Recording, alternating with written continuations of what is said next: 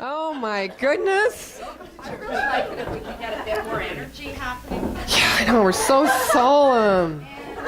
Joy of life. I know. Where were you last week? We were talking about breaking the container. It smashed. You were. How fun is that? I love it. Oh, do I really want to talk about survival? Yes, I do. I didn't get the memo. Yeah, I didn't get the memo. I know. You're supposed to support what I go into. No, and you did. So, this is about yearning and survival. Yearning and survival. It's about getting out of our contracted state into spaciousness. It's about resetting the default button. So what I know about survival, it's painful. It's painful because we cannot give an expression like this of great joy and celebration because we're trying to hang on. We're trying to chart our course. We're trying to plan. We're trying to get it right. We're trying to be perfect. We're trying to be all of who we think we are, but we have no idea how to do it, truly. We know how to set a goal in front of us and achieve a goal and it's not. But really who we are is about soul expression. It is about the expansion of spirit that is always knocking on our door, going, let me in or let me out, Be this or be that, I do not care, just be. So spontaneity comes to mind for me. When we're trying to survive, we're not spontaneous. We kind of just reset that default button. So, I don't know. I ask myself this question a lot. Why would I want to replay my life when I wake up every morning? Why would I want to press the default button and replay my life? Well, I can think of a few reasons. I'm tired. How about that one? I just want a day for myself. How about that one?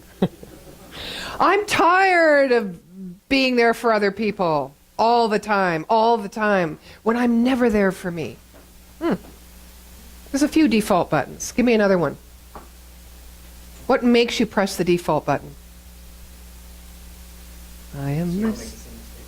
Okay, yeah. Didn't do such a great job yesterday. I think I'll just be with myself today. Yeah, so I can't make any wrong moves. Well, I think the default button doesn't only come from questions like that we have in our mind. The default button also regards to the things that we did that we are proud of. The things that we did that were accomplishments, we feel successful at because it's yesterday's news. Now, it's always going to be with us. It makes us who we are. But when we get up to a brand new day with the fullness of life, with the fullness of a yearning that is a spiritual, soulful yearning to express and expand beyond what we have known before, why relive yesterday? Well, maybe we need the courage or the confidence. Maybe we need to go back in our mind to the place where we can gather those feelings of, I did a pretty good job. Well, that's a fair reason. That's a fair reason to press not the default button for how you're going to do today or what you're going to do today, but from where you're going to do it. You want to get that attitude ripened and sharp and poignant and fresh and ready to create something new in this moment now. Because that's what's being asked of you by the spirit that lives within you, by the soul that walks with us.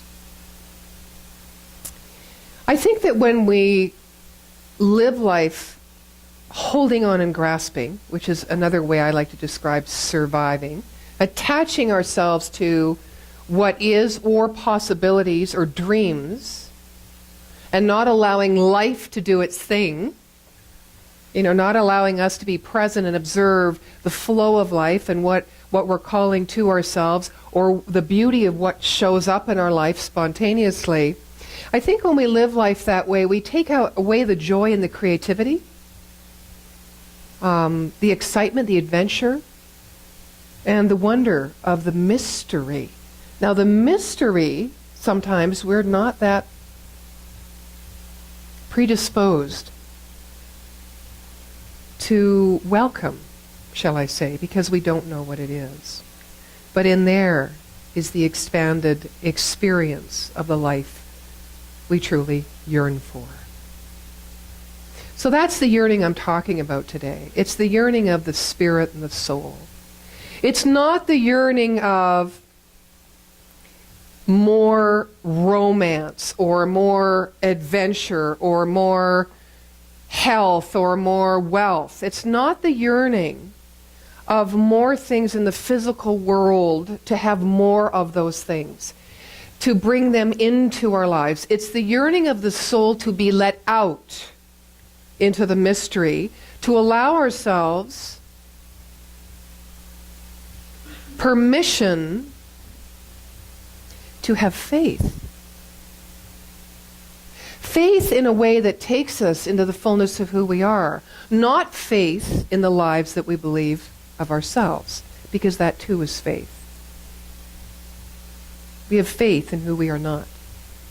We demonstrate it all the time, our smallness, but we also have faith in what is possible on the adventure of our own becoming.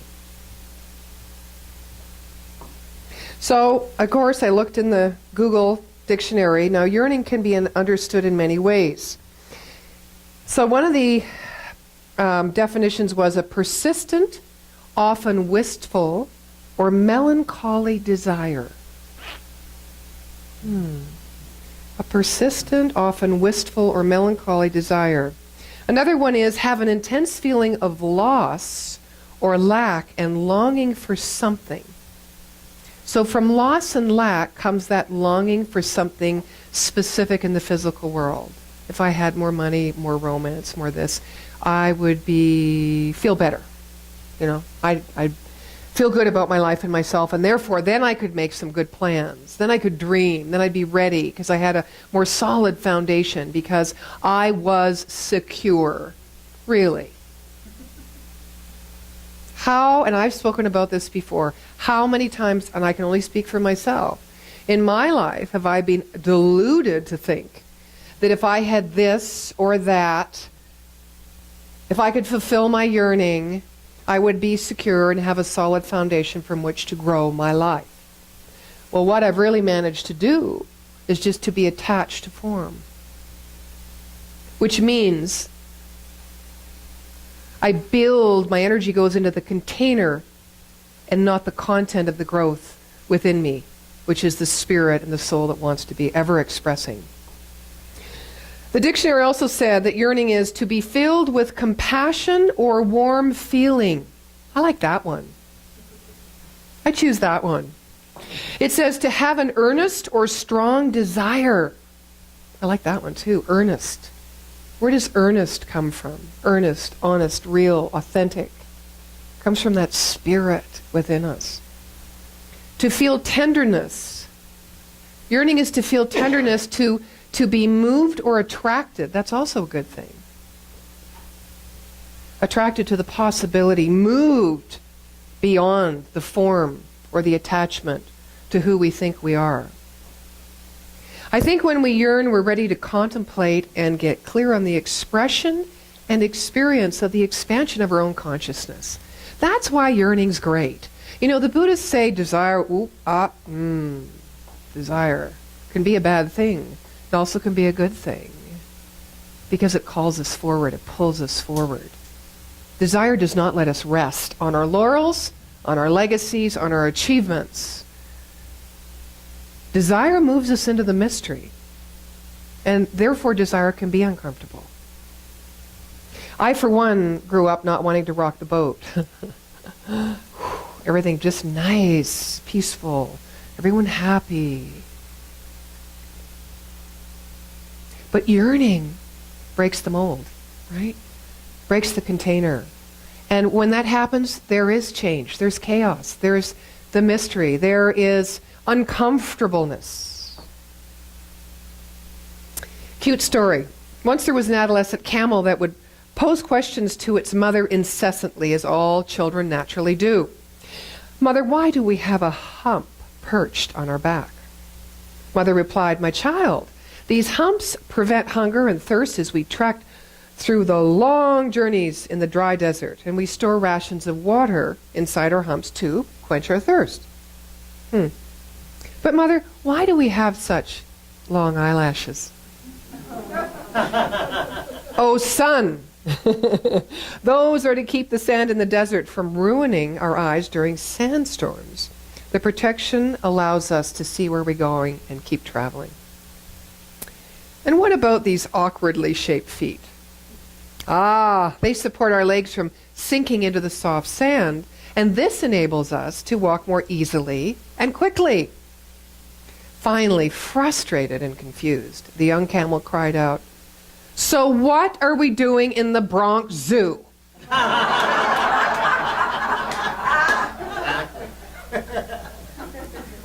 That was written by a rabbi.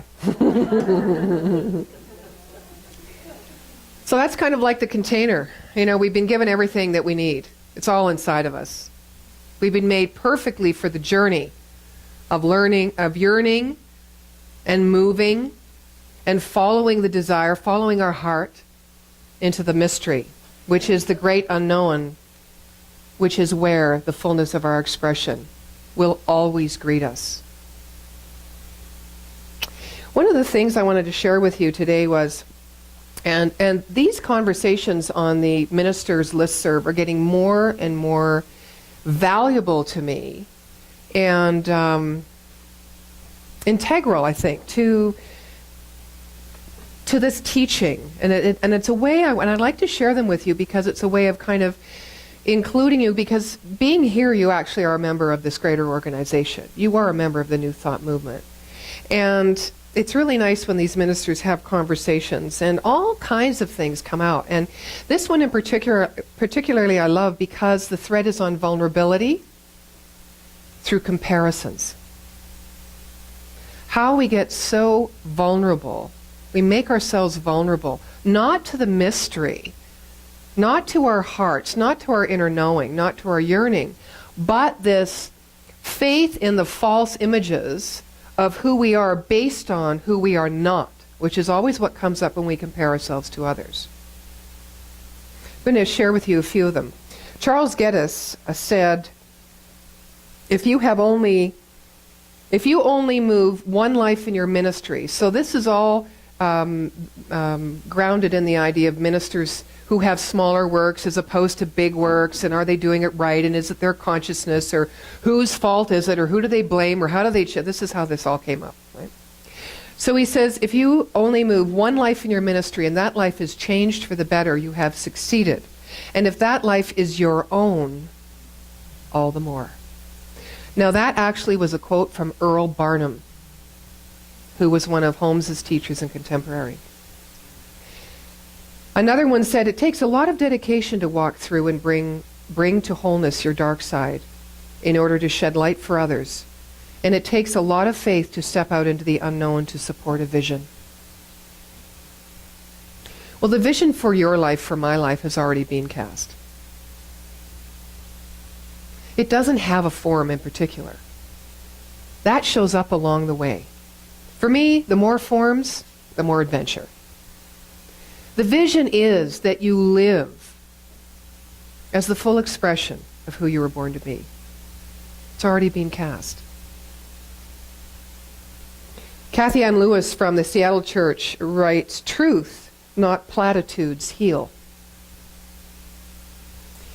And I wanted to share that one with you because it's not about the truth we teach in principle. It's not about other people being honest and true. It's about us, as we know, looking in the mirror, and when we wake up in that day, telling ourselves the truth about ourselves and the nature of who we truly are and what is possible by means of us. Not the platitudes. Platitudes for me, again, is about time past. I don't want to be the person who is as good as my last job, as good as my last relationship, as good as I was, or as beautiful as I was 40 years ago. I don't want to be that person. I just want to be open and honest here and now, and bring myself fully, as much as I can, into this moment. You know, Mother Teresa, you remember this, no great works. No great works. Just small works done with great love. So closing the gap between living a life of survival and the yearning within our soul is giving the gifts that we have come into this world with. Giving the gifts of self. To give is to live. Dr. Bill Arrett, who is now retired, he wrote this in this thread. The first church I founded, the DuPage Center, grew into 100 members in less than 2 years. And I was working full-time in public relations. The second church, the North Shore Center, never got there in 15 years, and I devoted full-time to it. However, as others have also mentioned, we do it one person at a time. That one person in our case was our first music director, who turned his life around. He made the decision to go full-time into music and recorded his first album with songs he composed and performed for us at the North Shore Center, based on what he had heard on Sunday mornings. That man was Daniel Namond. Some of you know him, some of you don't. Through his performances and recordings, he has reached far more people directly than I would ever hope to. Closing the gap between this attitude of survival and grasping and looking only to create a new container or form or gather in your life, between that and allowing the yearning of your own soul and spirit to push you into the mystery, is also about being present with one person at a time. Let that person be you first.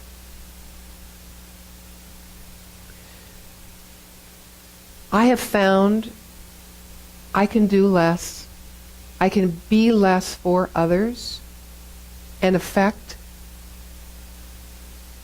more people, touch more people.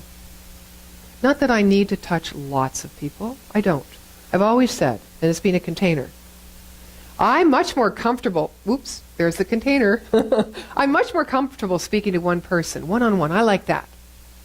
But what I know is that I am not comfortable in a room full of people I don't know. I'm shy. I don't know what to say. I don't want to say, hi, how are you? You know, and if I'm with my colleagues, same thing. Everyone walks around saying, oh, so how many do you have at your church? It's like, I think I'm going to go back to bed.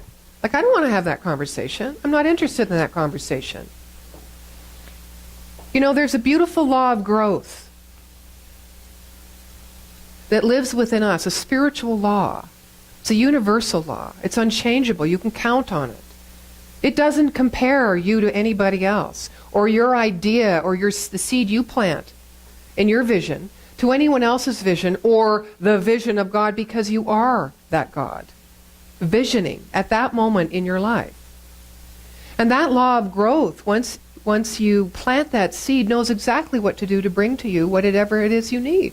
Not necessarily what you want, right? But what you need to further build that foundation so that your soul can lead you, so that the yearning, those sweet whisperings within you, the crackle of the new idea, can be what leads you out into your life. So how do we put the law of growth into action? We become an eternal student, right? We become malleable and adaptable. We don't stay prideful. We just learn. We're open. We're willing to listen. I think humanity knows. They're laughing. It's kind of an inside joke. It's going to be the name of my new website, and initially I've had it for like 5 years. I've never done anything with it, and it started out Humanity Knows, like the clown knows, and it's changed to KNOWS. We know because we demonstrate frequently our sense of responsibility, our compassion, our love, our wisdom. I was watching a show the other night that was about first responders, the EMS units. I mean, they're certainly trained, they're skilled, yes. But you know, if there was an accident on the road here and you were the first one to see it, you'd know what to do. You'd know what to do. That same I know, if I really trust, I know. Trouble is we start thinking about all the things we don't know. We don't just act. We're not spontaneous. We don't just say yes, right? So we could learn to be first responder. Pardon? Yeah. So here's a fun thing that I found for you. It's called the Eyeopener. I. Not I. I'd like to stop comparing myself with other people because comparing has become a heavy burden on my soul. I can always think of ways that I am better than others, but others are always better than I in some ways too. And the better seen in others seems more certain. Comparing always leaves me feeling a deficit. I can always find at least one person who is better than I am in any given quality, yet this is never fully compensated by my estimate of others who are not as good as I. I feel each quality begin to die in me whenever I compare it with that quality in others. There are so many more of others than of me that comparing myself to them is a game I only lose. I would thus no longer overlook that other people are for loving, however they may be, rather than for comparing. So people are for loving rather than for comparing. You know, I think each of us has a ministry in us, and I think that each of us is a living and walking prayer. We are that because however we believe is always making the way before us. And it's like we pray unceasingly, not traditionally in a way before an altar or in a service or a church or in our spiritual practice, but we're praying just by how we show up in the world, by presencing ourselves. That is our ministry. That is our legacy. Our expression and our intention to be the nature of who we are and show up in the world just as that, in this moment.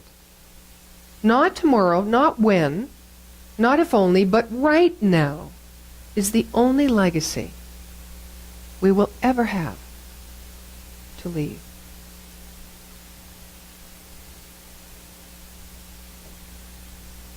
So I guess we have to ask ourselves, will our legacy be born of an attitude of survival? Of needing to know or know more? Of grasping, of holding on? Or will it be one of following our yearning, allowing ourselves to be creative, spontaneous, allow ourselves to just experience life? Will we move from our false belief in and need for this thing called security to the spirit of our innate desire to give? And I say it's innate because knowing that we are one in God, as God, with God, this intelligence that created us, the same nature, that's the nature of the Creator.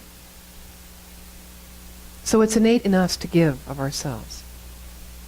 Well, I know I am. I also know you are because you're here. So I honor you. Sometimes we're going to step into that pile, and sometimes we're going to step in to the mystery, the illuminated mystery that is always calling us, speaking to us, saying, you are ready. Everything you need is within you right now. I want to hear more music. And so it is.